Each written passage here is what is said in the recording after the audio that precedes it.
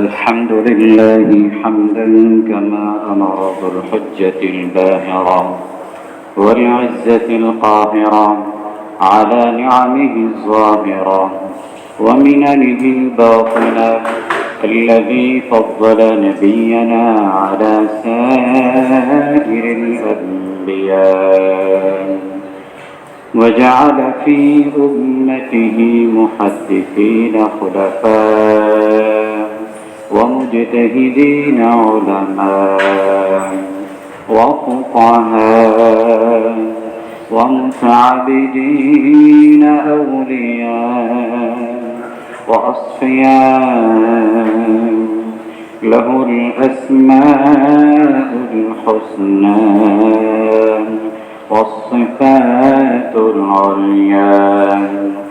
أما بعد فقد قال الله تبارك وتعالى في كلامه المجيد وفي فرقانه الحميد: أعوذ بالله من الشيطان الرجيم. بسم الله الرحمن الرحيم. ظهر الفساد في البر والبحر بما كسبت أيدي الناس ليذيقهم بعض الذي عملوا لعلهم يرجعون. وقال رسول الله صلى الله عليه وسلم: والله في عون العبد ما كان العبد في عون أخيه، أو كما قال عليه الصلاة والسلام. সকলেই দুরূদ শরীফ পাঠ করি। اللهم صل على محمد وعلى آل محمد كما صليت على إبراهيم وعلى آل إبراهيم إنك حميد مجيد. اللهم بارك على محمد وعلى آل محمد كما باركت على إبراهيم وعلى آل إبراهيم إنك حميد مجيد. আলহামদুলিল্লাহ, আল্লাহ পাকের মহান দরবারে লাখো কোটি শুকরিয়া যে আল্লাহ রব্বুল ইজ্জত আমাদেরকে সফর মাসের 17 তারিখে আল্লাহ তাআলার কাছে পৃথিবীতে সবচেয়ে সম্মানিত স্থান, পবিত্রতম জায়গা, আল্লাহ তাআলার মনোনীত ঘর মসজিদে আসার, বসার, জুমআর পূর্বক্ষণে সংক্ষিপ্ত সময়ে দ্বীনি আলোচনা শোনার এবং বলার তৌফিক দান করেছেন। এজন্য সকলেই অন্তরে অন্তঃস্থল থেকে শুকরিয়া আদায় করি। কালিমাতু শুকুর, আলহামদুলিল্লাহ। মানুষের জীবনযাত্রা স্বাভাবিক ও সুচারুরূপে পরিচালিত হওয়ার জন্য যতগুলো বিষয় মানুষের মৌলিক প্রয়োজন রয়েছে, শুধু মানুষের জীবনযাত্রাই নয়, বরং আল্লাহ তাআলা সৃষ্টিকুলের মধ্যে যত প্রাণী রয়েছে, জীব জানোয়ার, পশু পাখি, যত ধরনের প্রাণী রয়েছে, সকল প্রাণীর জীবনযাত্রা সুচারু, সুগঠিত এবং সুসামঞ্জস্য সুন্দরভাবে পরিচালিত হওয়ার জন্য যে বিষয়টি ব্যাপকভাবে সকলের জন্য প্রয়োজন, সেটি হচ্ছে প্রাকৃতিক ভারসাম্য বজায় থাকা। প্রকৃতির যে ভারসাম্য আল্লাহ তাআলা দিয়ে পৃথিবীতে প্রেরণ করেছেন এবং প্রকৃতির যে নিয়ম আল্লাহ তাআলা দিয়ে দিয়েছেন, প্রতিদিন প্রকৃতির যে আবর্তন, বিবর্তন, পরিবর্তন, স্বাভাবিক গতিতে যেটা চলার কথা রয়েছে, সেটা স্বাভাবিক অবস্থায় থাকা, সেটা স্বাভাবিক অবস্থায় পরিচালিত হওয়া, এটা পৃথিবীতে আল্লাহ তাআলা যত প্রাণী প্রেরণ করেছেন, যাদের মধ্যে প্রাণ রয়েছে, তাদের সকলের জন্যই, তাদের জীবনের বেঁচে থাকার জন্য, জীবন সুন্দরভাবে পরিচালিত হওয়ার জন্য অত্যন্ত গুরুত্বপূর্ণ এবং ব্যাপক একটি বিষয় হচ্ছে পরিবেশগত প্রাকৃতিক ভারসাম্য বজায় থাকা। যখন ভারসাম্য নষ্ট হয় পরিবেশের নিয়ম কানুন পরিবর্তিত হয় এবং যখন প্রকৃতির নিয়ম লঙ্ঘন হয় তখনই প্রাকৃতিক বিপর্যয় দেখা দেয়, তখনই মানুষের জীবন হুমকির সম্মুখীন হয়, তখনই মানুষের জানমাল নষ্ট হয়, তখনই মানুষ ব্যাপকভাবে ক্ষতিগ্রস্ত হয়। তো এই মানুষের জীবনে কেন এই ধরনের পরিস্থিতি সৃষ্টি হয়? এই বিপদ আপদ, প্রাকৃতিক ভারসাম্য নষ্ট হওয়া, প্রাকৃতিক বিপর্যয়, দুর্যোগ, এই ধরনের অবস্থা মানুষের জীবনে কেন আসে? বন্যা, জলোচ্ছ্বাস, ঘূর্ণিঝড়, ভূমিকম্প, ভূমিধস, এই যে বড় বড় বিপদগুলো আল্লাহ তাআলার পক্ষ থেকে মানুষের জীবনে নেমে আসে, এগুলো কেন আসে? এর নেপথ্যে কারণ কি রয়েছে? ওলামায়ে কেরাম এই কারণগুলো আমাদের সামনে উল্লেখ করেছেন এবং এর প্রতিকার কি রয়েছে, এর সমাধান কি রয়েছে, তাও আমাদের সামনে উল্লেখ করেছেন। আল্লাহ তাআলা কেন আমাদেরকে এই বিপদ দেন এবং এই বিপদ থেকে আমরা কিভাবে উদ্ধার পাব, সেটাও আল্লাহ তাআলা, আল্লাহর রাসূল আমাদেরকে পথ বাতলে দিয়ে গিয়েছেন। প্রাকৃতিক যে বিপর্যয়গুলো আল্লাহ তাআলার পক্ষ থেকে বান্দার উপরে আসে, যে বিপদ আপদ যে কোনো ধরনের হতে পারে, ব্যক্তিগত হতে পারে, পারিবারিক হতে পারে, সামাজিক হতে পারে, রাষ্ট্রীয় পর্যায়ে হতে পারে, ইন্টারন্যাশনালি হতে পারে, পুরো বিশ্বব্যাপী বিপদ আপদ হতে পারে, যে কোনো ধরনের রোগগত হতে পারে, পরিবেশগত হতে পারে, পরিবারগত হতে পারে, যে কোনো ধরনের বিপদ আপদ অবস্থা, প্রতিকূল পরিস্থিতি আল্লাহ তাআলার পক্ষ থেকে যেগুলো আসতেছে, এর অবশ্যই কোনো না কোনো কারণ রয়েছে, যে কারণে আল্লাহ তাআলা বান্দাদেরকে দান করেন। সর্বপ্রথম কারণ হচ্ছে মুমিনদেরকে আল্লাহ তাআলা বিপদ আপদ দিয়ে থাকেন পরীক্ষা স্বরূপ। মুমিনদেরকে আল্লাহ তাআলা পরীক্ষা করেন যে বিপদের মধ্যে মুমিন কি তাকওয়ার উপর ছিল কিনা, থাকবে কিনা, ঈমানের উপর সে বহাল থাকে কিনা, সেটা আল্লাহ তাআলা পরীক্ষা করেন। কারণ এমনিতে সকলেই মুমিন, কিন্তু যখন বিপদে পড়ে তখনই কে মুমিন, কে মুনাফিক, কে সত্যবাদী, কে মিথ্যাবাদী, সেটা বেরিয়ে আসে।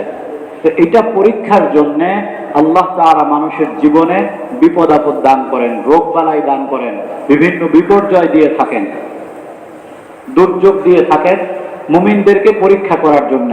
খরা সৃষ্টি করেন, অনাবৃষ্টি, অতিবৃষ্টি, দুর্ভিক্ষ, এগুলি দিয়ে থাকেন। কারণ পৃথিবীর মধ্যে পরীক্ষার মধ্যে সবচেয়ে বেশি পরীক্ষার সম্মুখীন হয়েছেন আল আম্বিয়া ফাল আমসাল আল আমসাল, হাদিসের মধ্যে আসছে সবচেয়ে বেশি পরীক্ষার সম্মুখীন হয়েছেন নবীগণ। এরপরে নবীর নিকটবর্তী যারা রয়েছেন, যারা সাহাবী, হাওয়ারি, আল্লাহ তাআলার নিকটবর্তী বান্দা, তারা পরীক্ষার সম্মুখীন হয়েছেন। এরপরে এইভাবে যারা আরো কম তাদের উপরে ওই পরিমাণে আল্লাহ তাআলা বিপদ আপদ দিয়ে তাদেরকে পরীক্ষা করেছেন। এটা আল্লাহ তাআলার নিয়ম। আল্লাহ তাআলা কুরআন কারীমের সূরা বাকারার 155তম আয়াতে ঘোষণা করেছেন, ওয়ালানাবলুওয়ান্নাকুম বিশাইইম মিনাল খাউফি ওয়াল জু'i ওয়া নাকসিম মিনাল আমওয়ালি ওয়াল আনফুসি ওয়াস সামারাত। আল্লাহ তাআলা বলেন, নিঃসন্দেহে আমি তোমাদেরকে বিভিন্ন বিষয় দিয়ে পরীক্ষা করব। অবশ্যই অবশ্যই অবশ্যই আমি তোমাদেরকে পরীক্ষায় ফেলব। কিছুটা ভয় ভীতি দিয়ে, মানসিক সংকীর্ণতা দিয়ে, তোমাদের ক্ষুধা দারিদ্রতা দিয়ে, ওয়া নাকসিম মিনাল আমওয়াল, তোমাদের সম্পদ নষ্ট হওয়া, সম্পদ নষ্ট হয়ে যাবে, মানসিক অবস্থা তোমাদের ভেঙে পড়বে। তো এই পরিস্থিতি তোমাদের জীবনে আসবে, এটা আল্লাহ তাআলা তোমাদের পরীক্ষা স্বরূপ দিয়ে থাকেন। আমি তোমাদেরকে পরীক্ষা করব যে কে মুমিন আর কে কাফের হয়ে যায়, কে ঈমানদার থাকে, কে বেঈমান হয়ে যায়, কে সত্যবাদী, কে মিথ্যাবাদী, এটা প্রমাণ করার জন্য আমি তোমাদেরকে এই বিপদ আপদ দিব। সূরা আনকাবুতের তৃতীয় আয়াতে আল্লাহ তাআলা বলেছেন, আহাসিবান নাসু আন ইউতরাকু আন ইয়াকুলু আমান্না ওয়া হুম লা ইফতানুন।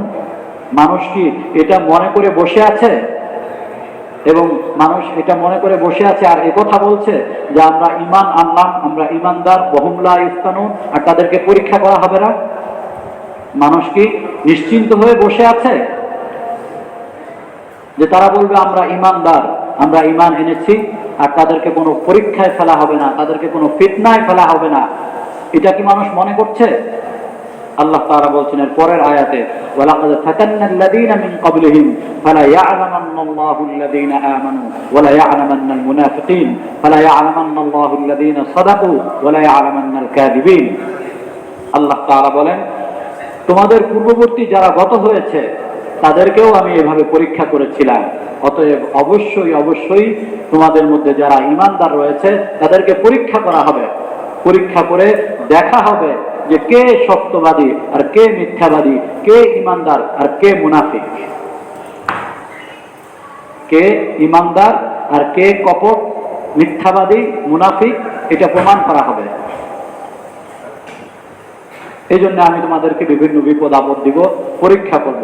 সেই পরীক্ষার মধ্যে যদি তোমরা ধৈর্য ধারণ করতে পারো, সেই পরীক্ষার মধ্যে যদি তোমরা উত্তীর্ণ হতে পারো, আল্লাহ তাআলার হুকুমকে আরো মজবুত ভাবে আঁকড়ে ধরতে পারো, তাহলেই তোমরা সফল কাম হবে, তাহলেই তোমাদের পেছনের গুনাহ খাতা মাফ করে দেয়া হবে।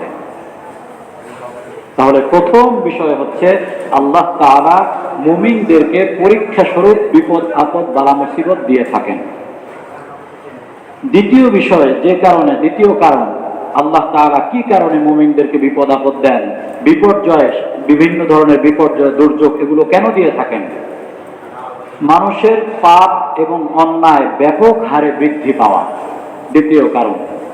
মানুষের যখন পাপ অন্যায় ব্যাপক হারে বৃদ্ধি পায়, তখন আল্লাহ তাআলা তাদের উপর আযাব নাজিল করেন, গজব নাজিল করেন, বিপদ আপদ নাজিল করেন, বিপর্যয় সৃষ্টি হয় যখন মানুষ ব্যাপক হারে গুনাহের কাজ করতে থাকে। যহারাল ফাসাদু ফিল বাররি ওয়াল বাহরি বিমা কাসাবাত আইদিন নাস লিয়ুযিকাহুম বা'দাল্লাযী আমিলু লাআল্লাহুম ইয়ারজিউন। সূরা রোমের 41তম আয়াতে আল্লাহ তাআলা ঘোষণা করেন, যহারাল ফাসাদু ফিল বাররি ওয়াল বাহরি, জলে স্থলে যত ফাসাদ দেখতে পাচ্ছ, যত ধরনের বিশৃঙ্খলা দেখতে পাচ্ছ, আল্লাহ তাআলা সব কিছুর যে ভারসাম্য রক্ষা করেছেন, সেই ভারসাম্যের মাঝে যখন ব্যতিক্রম হবে, বিশৃঙ্খলা সৃষ্টি হবে, ফাসাদ সৃষ্টি হবে, এটা কখন হবে? বিমা কাসাবাত আইদিন নাস, মানুষের হাত যে সকল উপার্জন করবে, যে পাপ কাজ করবে, মানুষ গুনাহের কাজে লিপ্ত হবে, খোদাদ্রোহিতায় লিপ্ত হবে, এটা যখন ব্যাপক আকার ধারণ করবে, তখন আল্লাহ তাআলার পক্ষ থেকে এই ধরনের বিপদ আপদ আসবে, আযাব আসবে, বিশৃঙ্খলা সৃষ্টি হবে, বিপর্যয় সৃষ্টি হবে। তাহলে এটা হচ্ছে মানুষের কর্মফল, মানুষের পাপের ফল। এটা কেন আল্লাহ তাআলা দিয়ে থাকেন? লিয়ুযিকাহুম বা'দাল্লাযী আমিলু, তোমরা যা করেছো, যে অপরাধ করেছো, যে গুনাহের কাজ করেছো, তার কিছুটা আস্বাদন করাবার জন্য, তোমাদের গুনাহ কর্মের কিছুটা আস্বাদন করাবার জন্য, স্বাদ গ্রহণ করাবার জন্য তোমাদেরকে এটা দিয়ে থাকি।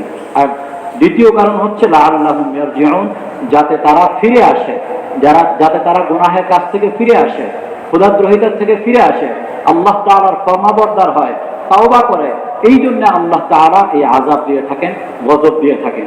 কিছুটা স্বাদ গ্রহণ করাবেন, এরপরে তারা তাওবা করবে, তারা নিজেদের ভুল বুঝতে পারবে, তারা ফিরে আসবে। তো এই জন্য আল্লাহ তাআলা আযাব দিয়ে থাকেন। মানুষের অনেক ধরনের গুনাহ মানুষ করে থাকে, অনেক ধরনের গুনাহের কারণে হাদিসের মধ্যে অনেক ব্যাখ্যা আসছে। কোন হাদিসে 5টির কথা আসছে, কোন হাদিসে 15টির কথা আসছে। মানুষের গুনাহের কারণে 15 রকমের বিপদ আসবে। তো এই ধরনের ব্যাখ্যা রাসূলুল্লাহ সাল্লাল্লাহু আলাইহি ওয়াসাল্লাম করে গিয়েছেন। মানুষের গুনাহের কারণে এগুলো হয়ে থাকে। রাসূলুল্লাহ সাল্লাল্লাহু আলাইহি ওয়াসাল্লাম আমাদেরকে বলে গিয়েছেন যে মানুষের গুনাহের কারণে কি কি হয়ে থাকে। ইবনে মাজাহ শরীফের 4019তম হাদিসে বিস্তারিত রাসূলুল্লাহ সাল্লাল্লাহু আলাইহি ওয়াসাল্লাম বলে গিয়েছেন, লান তাযহারিল ফাহিশাতু ফি কওমিন হাত্তা ইউ'লিনু বিহা ইল্লা ফাশা ফীহিমুল আওজা' আল্লাতী লাম তাকুন ফি আসলাফিহিম। রাসূল সাল্লাল্লাহু আলাইহি ওয়াসাল্লাম বলেন, কোন কওমের মধ্যে যখন অশ্লীলতা, বেহায়াপনা, বেরেল্লাপনা ব্যাপক আকার ধারণ করে এবং সেটা তারা ঘোষণা দিয়ে করতে থাকে, অর্থাৎ অশ্লীলতা একটা হচ্ছে গোপনে করা, লজ্জার সাথে করা, এটাকে অপরাধ মনে করে করা, আর একটা হচ্ছে ঘোষণা দিয়ে করা, আইন করে করা। নারী পুরুষের অবৈধ সম্পর্ক বৈধ করে দেওয়া হলো, সমকামিতা বৈধ করে দেওয়া হলো। তাহলে ঘোষণা দিয়ে গুনাহের কাজ করা হচ্ছে, অশ্লীলতা করা হচ্ছে। তো এমনটা যদি কখনো হয়ে থাকে, হাত্তা ইউলিনু, এলান করে ঘোষণা দিয়ে এটা হয়ে থাকে, ইল্লা ফাশা ফীহিমুল আওজা, আল্লাহ তাআলা বলেন, রাসূল সাল্লাল্লাহু আলাইহি ওয়াসাল্লাম বলেন, তাদের মাঝে আল্লাহ তাআলা এমন এমন রোগ ব্যাধি দান করবেন, আল্লাতী লাম তাকুন ফি আসলাফিহিম, যা তাদের পূর্ববর্তী বাপ-দাদাদের মধ্যেও সেই ধরনের রোগ বালাইয়ের নাম কখনো তারা শোনেনি।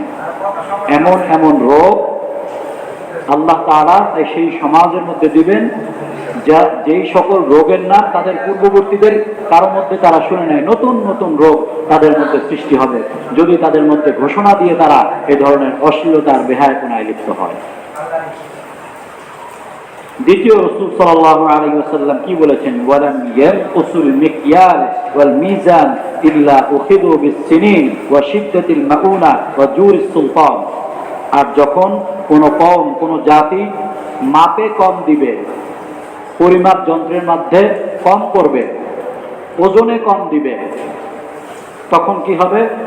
তাদের মধ্যে আল্লাহ তাআলা খরা সৃষ্টি করবেন, অনাবৃষ্টি সৃষ্টি করে দিবেন, ওয়া শিদ্দাতিল মাউনা, এবং তাদের মধ্যে অনাহার সৃষ্টি করে দিবেন, দুর্ভিক্ষ, খাদ্যাভাব সৃষ্টি করে দিবেন, ওয়া জুরিস সুলতান, এবং রাষ্ট্র ক্ষমতার পক্ষ থেকে তাদের উপর জুলুম করা হবে। রাষ্ট্রের পক্ষ থেকে তাদের উপর জালেম সৃষ্টি করে দিবেন, যে সুলতান তাদের উপর জুলুম করতে থাকবে, অবিচার করতে থাকবে। যদি তারা মাপে কম দিয়ে থাকে, ওজনে কম দিয়ে থাকে, তাহলে আল্লাহ তাআলা তাদের উপর এই আযাব নাযিল করবেন। 3 নম্বর, ওয়ালাম ইয়ামনাউ যাকাত আমওয়ালিহিম ইল্লা মানাউল আতরা মিনাস সামাই। রাসূল সাল্লাল্লাহু আলাইহি ওয়াসাল্লাম বলেন, আর যখন যাকাত দিতে অস্বীকার করবে, সম্পদের যাকাত আদায় করবে না, গরিব মিসকিনের কাছে যাকাত পৌঁছাবে না, তখন আল্লাহ তাআলা তাদের উপর বৃষ্টি বন্ধ করে দিবেন, অনাবৃষ্টি সৃষ্টি করে দিবেন। আসমান থেকে কোনো পানি তাদের উপর নাজিল হবে না, সেটা আল্লাহ তাআলা বন্ধ করে দিবেন। ওয়ালাউলাল বাহাইমু লাম ইউমতিরু, রাসূল সাল্লাল্লাহু আলাইহি ওয়াসাল্লাম বলেন, যদি দুনিয়াতে পশু পাখি না থাকতো, গবাদি পশু পাখি, এই ধরনের অন্যান্য প্রাণী না থাকতো, লাম ইউমতিরু, তাদেরকে আল্লাহ তাআলা বৃষ্টি দান করতেন না। শুধুমাত্র আল্লাহ তাআলার অন্যান্য প্রাণী রয়েছে, সেই প্রাণীদেরকে বাঁচিয়ে রাখতে হবে, সেই জন্য আল্লাহ তাআলা বৃষ্টি দিয়ে থাকেন। অন্যথায় অনাবৃষ্টি সৃষ্টি হয়ে যেত, তাদের উপর কোনো বৃষ্টি নাজিল হতো না। তারা যে গুনাহের কাজ করেছে, তারা যাকাত আদায় করে নাই। এরপরে রাসূলুল্লাহ সাল্লাল্লাহু আলাইহি ওয়াসাল্লাম বলেন, 4 নম্বর গুনাহের বিষয়, ওয়ালা নাকাদু আহদাল্লাহি ওয়া আহদা রাসূলিহি ইল্লা সাল্লাতা আলাইহিম আদুউম মিন গায়রিহিম ফায়াখুযু বা'দা মা ফি আইদিহি। রাসূল সাল্লাল্লাহু আলাইহি ওয়াসাল্লাম বলেন, আর যখন আল্লাহ এবং আল্লাহর রাসূলের সাথে প্রতিশ্রুত চুক্তিকে তারা লঙ্ঘন করবে, তখন আল্লাহ তাআলা বহিঃশত্রু তাদের উপর চাপিয়ে দিবেন। তখন আল্লাহ তাআলা বহিঃশত্রু, তাদের দেশের বাইরে, তাদের গণ্ডির বাইরের থেকে শত্রু তাদের উপরে চাপিয়ে দিবেন, যখন তারা আল্লাহ এবং আল্লাহর রাসূলের সাথে যে কৃত ওয়াদা ছিল, প্রতিশ্রুতির বিষয় ছিল, সেটাকে তারা ভঙ্গ করবে।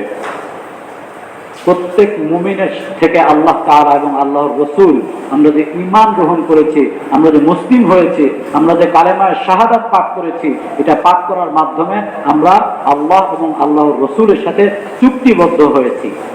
তো যে চুক্তিগুলো আমাদের রয়েছে, সেই চুক্তিগুলো যদি কোনো মুমিনরা ভঙ্গ করে থাকে, সেই চুক্তিগুলো, অনেক চুক্তি আমরা করেছি, আকীদাগত চুক্তি আল্লাহ তাআলার সাথে, আল্লাহর রাসূলের সাথে করেছি। তো সেই চুক্তিগুলো যদি কেউ ভঙ্গ করে, কোনো জাতি যদি ভঙ্গ করে, তাহলে আল্লাহ তাআলা বলেন, সাল্লাতু আলাইহিম আদুউম মিন গায়রিহিম, আল্লাহ তাআলা বহিঃশত্রু তাদের উপর চাপিয়ে দিবেন। ফায়াখুযু বা'দা মা ফি আইদিহিম, আর সেই বহির যে শত্রু রয়েছে, সেই শত্রু তাদের মধ্য থেকে তাদের মালিকানাধীন বস্তু কেড়ে দিবে। তাদের মালিকানাধীন যে বস্তু রয়েছে, বিষয় আশয় রয়েছে, তাদের মালিকানাধীন যে বিষয়গুলো রয়েছে, বহিঃশত্রু এসে সেখান থেকে দখল করে নিবে, কেড়ে নিবে। এটা কখন হবে? যখন আল্লাহ এবং আল্লাহর রাসূলের সাথে যে কৃত বিষয় রয়েছে, যে প্রতিশ্রুত বিষয় রয়েছে, সেগুলো ভঙ্গ করবে। আজকে আমরা দেখি, চিন্তা করে দেখি, আমরা কি আল্লাহ এবং আল্লাহর রাসূলের সাথে যে বিষয়গুলো আমাদের হওয়া দরকার ছিল সেগুলো কি আমরা ঠিক রেখেছি? সৎ কাজের আদেশ করা, অসৎ কাজের নিষেধ করা এই উম্মতের উপর একটা দায়িত্ব ছিল। আমর বিল মারুফ ওয়ান নাহি আনিল মুনকার গত 3 সপ্তাহ আগে আলোচনা করেছিলাম। শিষ্টের পালন আর দুষ্টের দমন। তো শিষ্টের পালন আমরা করেছি কিনা, দুষ্টের দমন আমরা করেছি কিনা? যদি না করে থাকি তাহলে আল্লাহ এবং আল্লাহর রাসূলের সাথে যে ওয়াদা রয়েছে সেই ওয়াদা আমরা ভঙ্গ করেছি। যতগুলো গুনাহ রয়েছে তার মধ্যে অন্যতম বড় গুনাহ হচ্ছে সৎ কাজের আদেশ না করা, শিষ্টের পালন না করা। অন্যতম বড় গুনাহ হচ্ছে দুষ্টের দমন না করা, অসৎ কাজে বাধা প্রদান না করা। এগুলো হচ্ছে অন্যতম গুনাহের কাজ। অসৎ কাজে বাধা প্রদান না করা, দুষ্টের দমন না করাও হচ্ছে একটা বড় গুনাহ।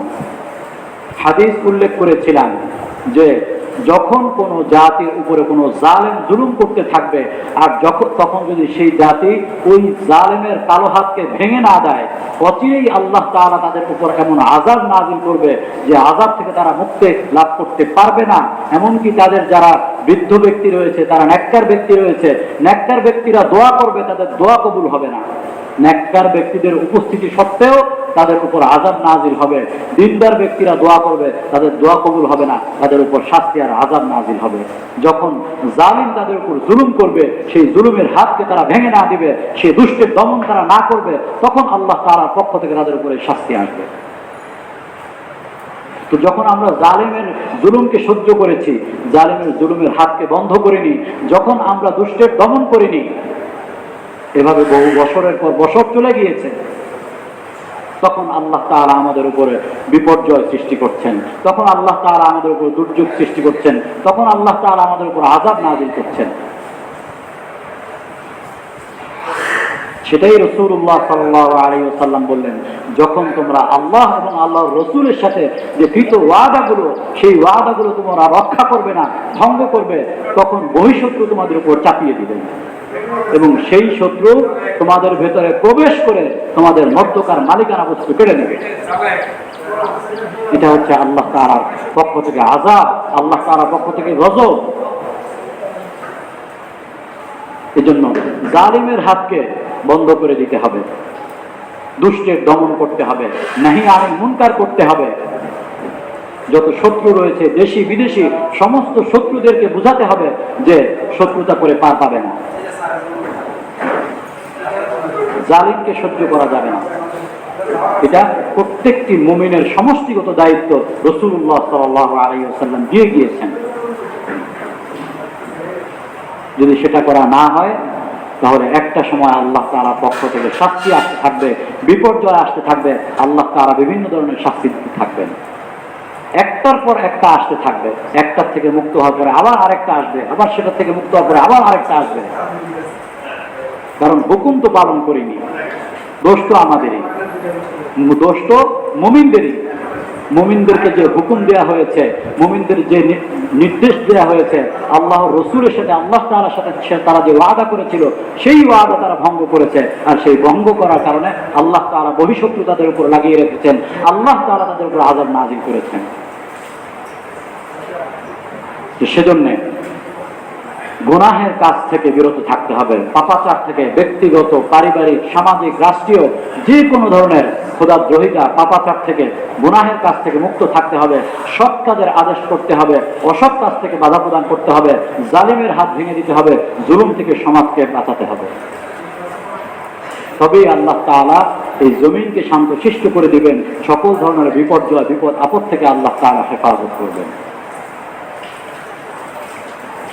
তো রাসূলুল্লাহ সাল্লাল্লাহু আলাইহি ওয়াসাল্লাম আমাদেরকে এই বিষয়গুলো বলে গিয়েছেন। তৃতীয় কারণ উলামায়ে কেরাম উল্লেখ করেছেন, গুনাহ এবং পাপ থেকে মুক্ত করার জন্য আল্লাহ তাআলা আযাব গজব দিয়ে থাকেন। পাপ হয়ে গিয়েছে, গুনাহ করে ফেলেছে, এখন সেই পাপ থেকে মুক্ত করার জন্যও আল্লাহ তাআলা আযাব গজব নাযিল করেন। এটাও একটা কারণ, তৃতীয় কারণ। রাসূলুল্লাহ সাল্লাল্লাহু আলাইহি ওয়াসাল্লাম বলেছেন, মুসলিম শরীফের 2572তম হাদিস, মা মিন শাইইন ইউসিবুল মুমিনা হাত্তা শাওকাতি তুসিবুহু ইল্লা কাতাবাল্লাহু লাহু বিহা হাসানাতান আও হুত্তাত আনহু বিহা খাতিআতুন।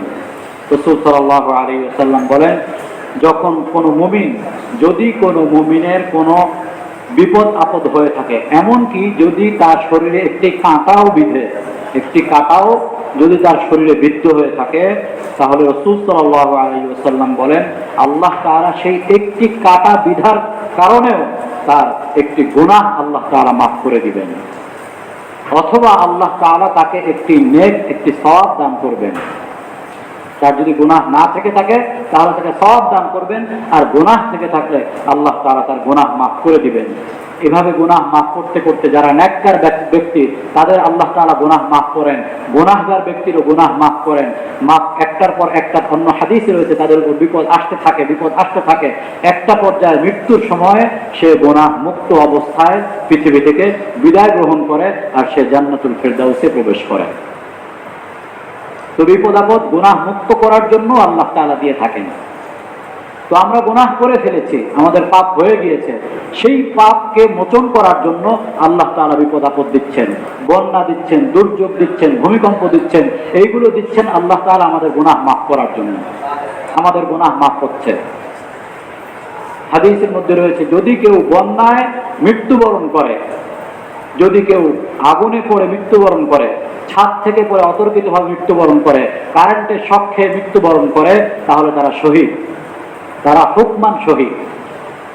তাহলে মুমিন এর অবস্থা অত্যন্ত ভালো। মুমিন বিপদে পড়লেও সেটা তার জন্য সুখকর, আর মুমিন যদি ভালো থাকে সেটা তো ভালোই। বিপদে পড়লে সবর করবে, আর ভালো থাকলে শুকরিয়া আদায় করবে। এটাই হাদিসের মধ্যে আসছে। মুমিনের অবস্থা বড় আশ্চর্যজনক। মুমিন যেদিকে থাকবে সেদিকেই লাভজনক অবস্থা তার সৃষ্টি হবে।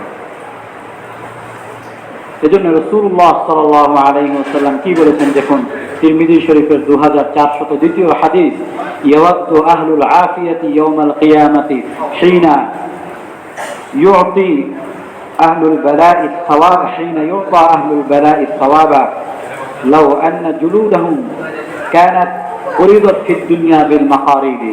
রাসূলুল্লাহ সাল্লাল্লাহু আলাইহি ওয়াসাল্লাম বলেন, যখন কিয়ামতের ময়দানে যারা দুনিয়াতে বিপদগ্রস্ত ছিল তাদের সওয়াব দেখতে পাবে। দুনিয়াতে যারা বিপদগ্রস্ত ছিল, যাদের উপর বিপদ আপদ ছিল, তাদের সওয়াব যখন সাধারণ যাদের উপর বিপদ আসেনি, নিরাপত্তা প্রাপ্ত ব্যক্তিরা যখন তাদের সেই সওয়াব আর প্রতিদান দেখতে পাবে, তখন তারা কি কামনা করবে? ইয়াওয়াদু আহলুল আফিয়াতি ইয়াওমাল কিয়ামা, কিয়ামতের দিন তারা কামনা করবে, লাউ আন্না জুলুদাহুম কানাত ফুরিদাত ফিদ দুনিয়া বিল মাকারিদ, হায় যদি দুনিয়াতে তাদের শরীরের চামড়াকে কাঁচি দ্বারা কাটা হতো, দুনিয়ায় তাদের শরীরের চামড়াকে যদি কাঁচি দ্বারা কাটা হতো তাহলেও ভালো হতো, সেই বিপদও সহ্য করতাম। কিন্তু আজকে যে বিপদ সামনে দেখতে পাচ্ছি, করতে তো আরো হাজার লক্ষ গুণ কোটি গুণ বিপদের মধ্যে আমরা পতিত হতে যাচ্ছি, বিপদের সম্মুখীন হতে যাচ্ছি। এর চেয়ে ভালো তো ছিল দুনিয়াতে বিপদে পড়তাম, দুনিয়াতে আপদে থাকতাম, দুনিয়াতে রোগ বালাই সহ্য করতাম, কষ্ট করতাম। আজকে যারা এই কষ্ট করে কিয়ামতের ময়দানে হাজির হয়েছে, তাদেরকে আল্লাহ তাআলা যে প্রতিদান দিচ্ছে, তাদেরকে আল্লাহ তাআলা যে বিনিময় দিচ্ছে, আমরাও যদি সেই বিপদে থাকতাম তাহলে তো আমরা ওই বিনিময় পাইতাম। তো কিয়ামতের ময়দানে তারা সেটা বলবে। অতএব বিপদ আপদ আল্লাহ তাআলার পক্ষ থেকে মুমিনের জন্য এক প্রকার রহমত স্বরূপ। এজন্য বিপদ আপদ আসবে, বিপদ আপদ বা বিভিন্ন অবস্থা মুমিনের উপরে আল্লাহ তাআলা দিবেন। এগুলি কারো কারো ক্ষেত্রে হবে গুনাহের কারণ, কারো কারো ক্ষেত্রে হবে পরীক্ষার কারণ, কারো কারো ক্ষেত্রে হবে মর্যাদার বুলন্দি, কারো কারো ক্ষেত্রে হবে পাপ মোচন, কারো কারো উপর হবে আল্লাহ তাআলার গজব আর আযাব। সেই হিসাবে এক একজনের অবস্থান উপরে এক একজনের হিসাব হবে। কারো কারো কোনো গুনাহই নেই, কিন্তু তাদের উপর বিপদ আপদ আসছে। কেন আল্লাহ তাআলা দিয়েছেন? তার জান্নাতের মর্যাদা বুলন্দির জন্য। অর্থাৎ তার যে জান্নাতের মর্যাদা ছিল, সেই মর্যাদা সে অর্জন করতে পারছে না তার আমলের মাধ্যমে।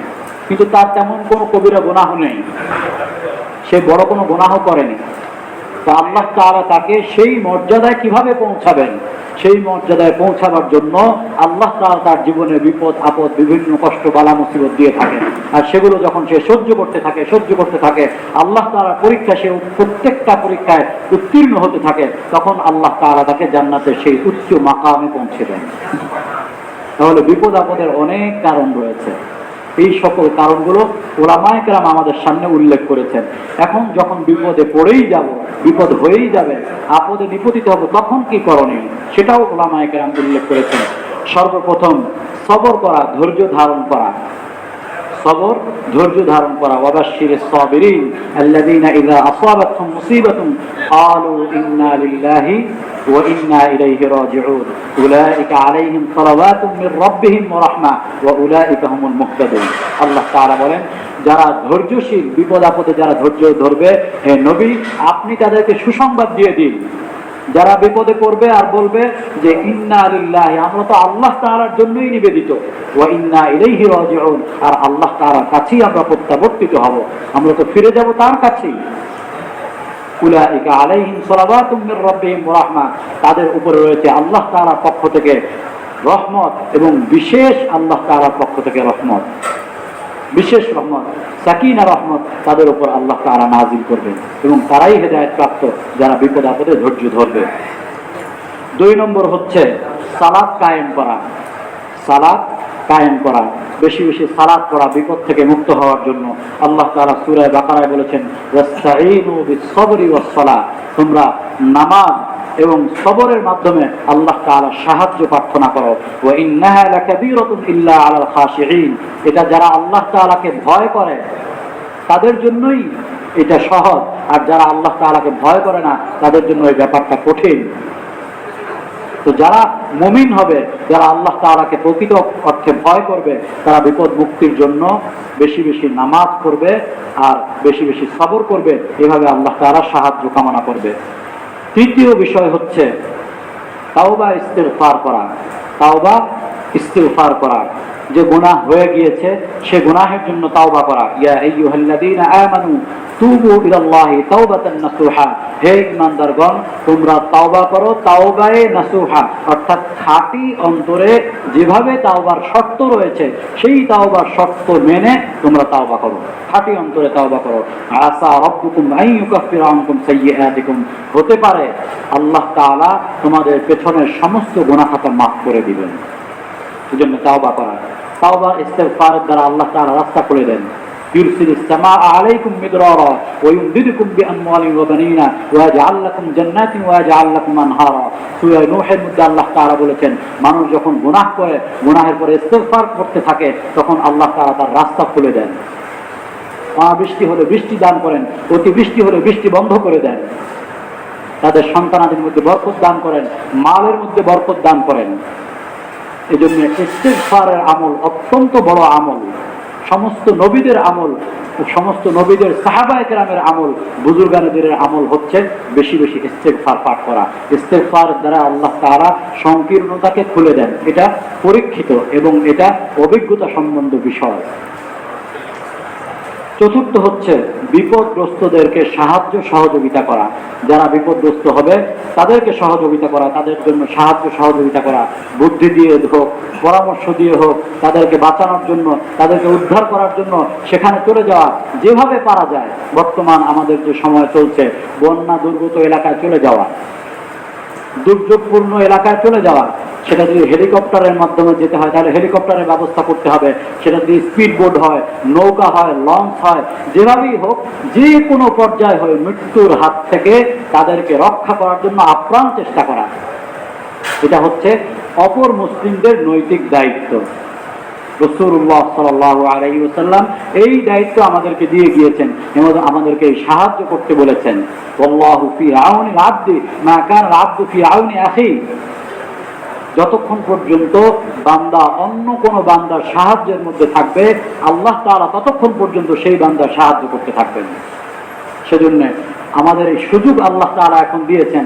বর্তমান বাংলাদেশের মধ্যে যে বন্যা হচ্ছে, এই বন্যার মধ্যে আমাদের এই সাহায্য সহযোগিতা করার বিরাট এক সুযোগের রাস্তা আল্লাহ তাআলা খুলে দিয়েছেন। হয়তো এই সুযোগ সামনে থাকবে না, এই সুযোগটা আমরা লুফে নিতে পারি এবং কিভাবে বুদ্ধি দিয়ে হোক, পরামর্শ দিয়ে হোক, সহযোগিতা করে হোক, আশ্রয় দিয়ে হোক, যে কোনো পর্যায়ে তাদেরকে সাহায্য সহযোগিতা করা।